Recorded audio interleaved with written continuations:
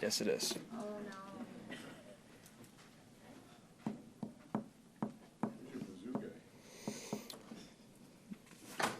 no. We don't have one. It's Casey Phillips. So, yep. Today.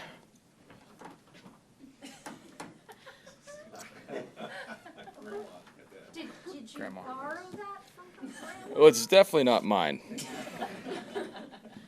Let's get started, please. Baker, the first half last week was not your best or the team's best by any means, and then he became injured and, well, threw an interception, but it got much better after that. Mm-hmm. What was not happening for you, in particular your offense, in that first half last week? All the little things that we had been really good at, and it's simple things, just out of the huddle, getting lined up right, no pre-snap penalties, things like that. We just a little sluggish, I'd say. And that it just kind of trickled everywhere. But yeah, it starts with me, and so. But we made the plays when it counted, and that's what you love to see in a close ball game, being able to overcome all the other stuff that we hadn't played well at all, to be able to find a way to win. How did you calibrate? How did you? I mean, you went to the tent. First of all, you got stepped on. I don't know if that was a sprain or just, you mentioned it felt like an Achilles, but how were you able to reset yourself physically and mentally to get back out there and play? Just the most important play is the next one. That's you try and always revert back to that, even though the course of the game wasn't going our way offensively. Just play the next play and keep yourselves in the fight and find a way to win. How are you feeling physically today? Coach Bull said that he thought you'd be a full participant if it wasn't a walkthrough.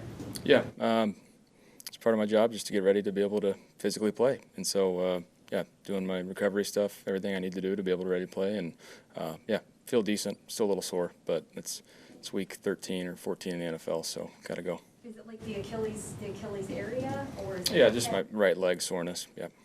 Baker, you had a very productive year under Dave Canales last year. Obviously, Liam came in this year. Where do you think he's made your game better, if he has?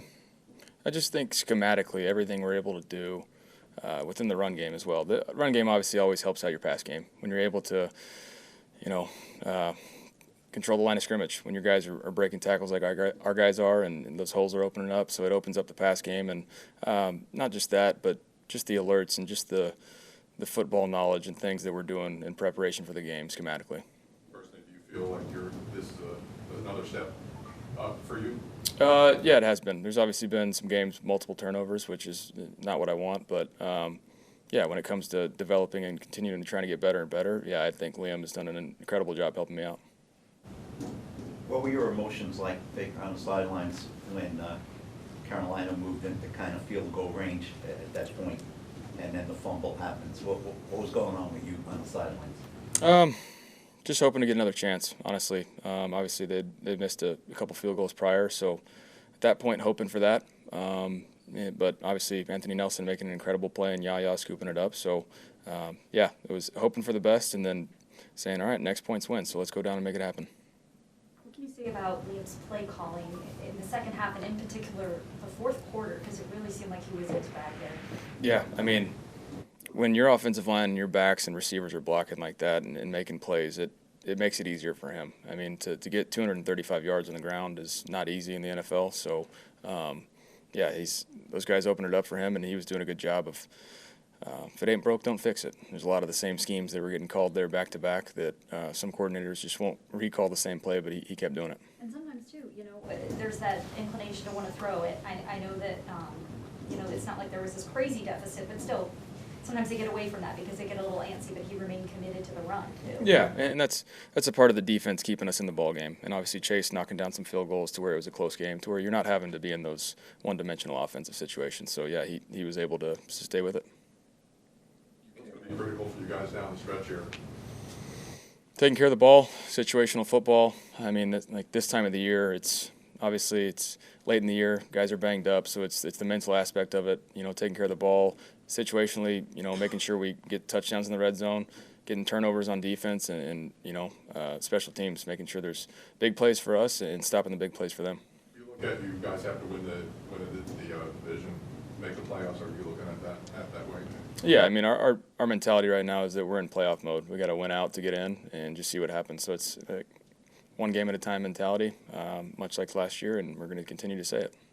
If If things go the way you hope they do this weekend, you could be in first place in the division by Sunday night.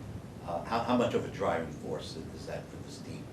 Yeah, I mean, we're sitting. Obviously, we'd like to have a better record than we do now, but we're still saying that we control our own destiny. So that's outside factors right now don't really matter if we don't take care of business. So it's got to be how do we win this game, and it's got to be like that every week on out.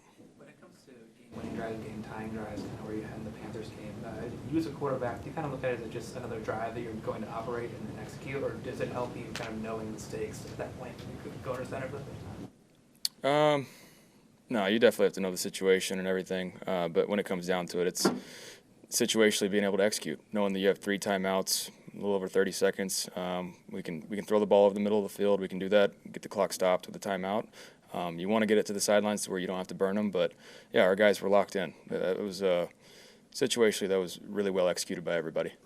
Baker, I know it's better to learn from wins than losses, but just given the position that you have in the standings, how do you create that urgency of, we can't do something like this again? Like, do you guys talk about that, of the learning lessons from a game like that in Carolina, making sure that, hey, we can't replicate whatever we did moving forward? Yeah, I mean, it just comes down to simple execution. I mean, the pre-snap penalties, some things, just miscommunication on others, and just executing. And it's going to come down to that. It's the teams that don't beat themselves, and I think for the majority of that game, offensively, we were beating ourselves.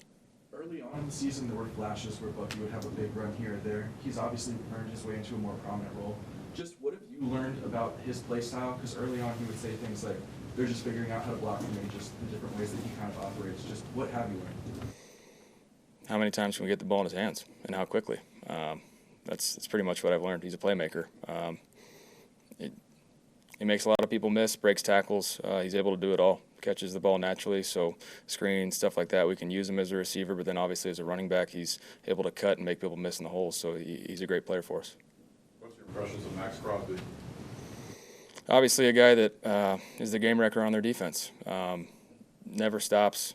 He's always trying to get in the quarterback's head, pushes the boundaries on when the whistle stopped and all that. But he played Max a bunch, and that's just how it is. And so our O-line knows that. Everybody knows that's his MO, so we'll be ready for it. Baker, 2 years ago this week was the Thursday game, joining the Rams up against the Raiders, and that's kind of set you back on the path to where you are. How much do you think about that game and what you were able to do under such unusual circumstances that day?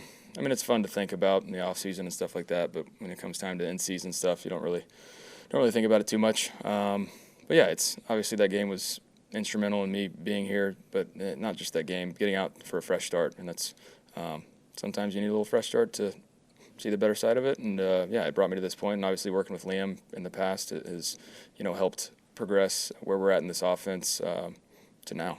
What did it do for you mentally? Oh, it was great. I mean, a fresh start, being able to have fun playing football again, and that was where I found the joy in football again out in LA. After losing to the Falcons the second time, how surprised you were able to catch them? Because you guys went into a 3-game hole and then.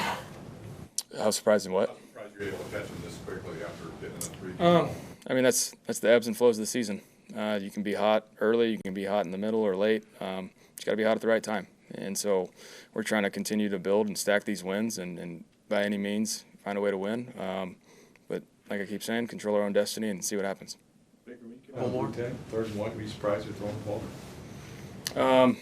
I mean, the mentality was like, there's no way they actually throw the ball with him coming back in there. Yeah, and they got me good on that one. Yeah, saw man coverage. Xavier Woods just fell off it on the crossing patterns. Mike was getting matched up. J-Max guy followed him for a little bit, and then Sterling wound up coming wide open on the other side because that was Xavier Woods guy going across the field. So it just goes back to making sure you're seeing the whole field and confirming it. Going to J-Mac there or Sterling? Sterling was going across the field, throwing it to J-Mac, though. Yeah. What did you think of the Trevor Lawrence, the hit on Trevor Lawrence the other day?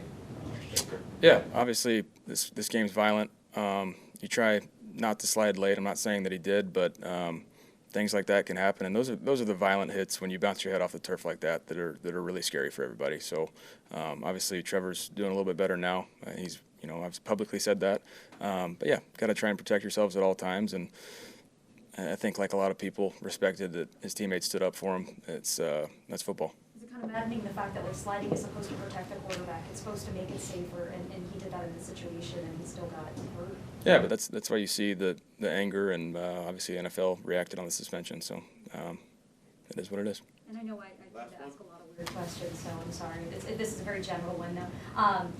What do you think is the hardest place to play in? Because you've played in a lot of different NFL stadiums. Oh man.